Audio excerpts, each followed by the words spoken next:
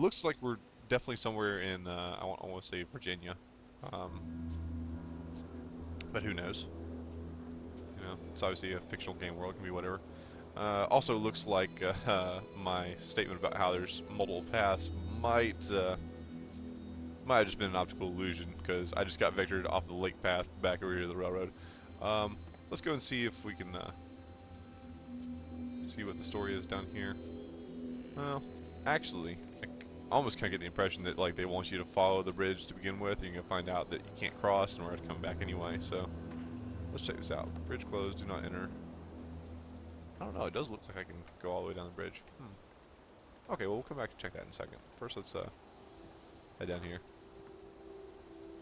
I guess it's probably a good thing for me personally that more games don't have like completely wide open exploration paths, because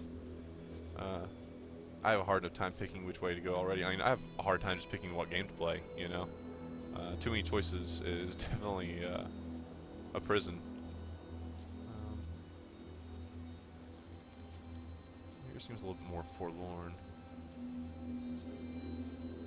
So once again, I think it's a really great idea to...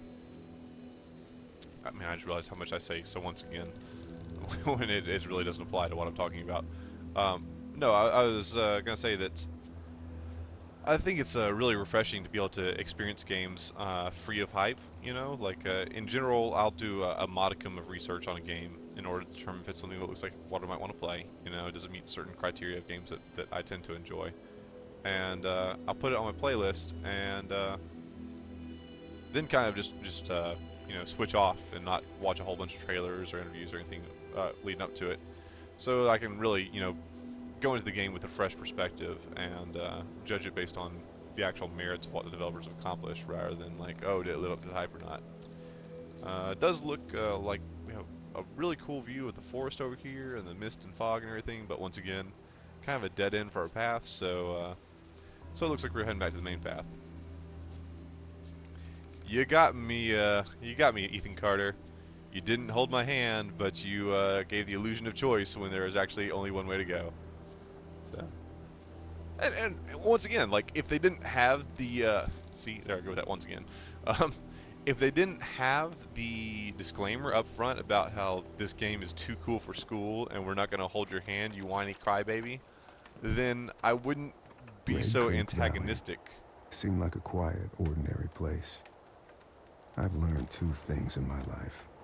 No place is truly quiet, and nowhere is really ordinary. Ethan warned me about that. Warned me not to be fooled by what I saw here. He didn't need to worry.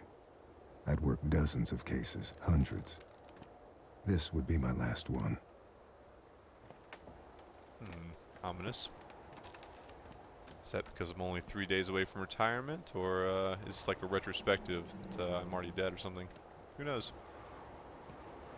Now, it is cool that they're pulling this M. Night Shyamalan, Chris Nolan kind of storytelling technique, where you're just kind of placed into the middle of a scenario without knowing much about the character's history. You know, they don't zoom in on this guy's office and introduce you to him.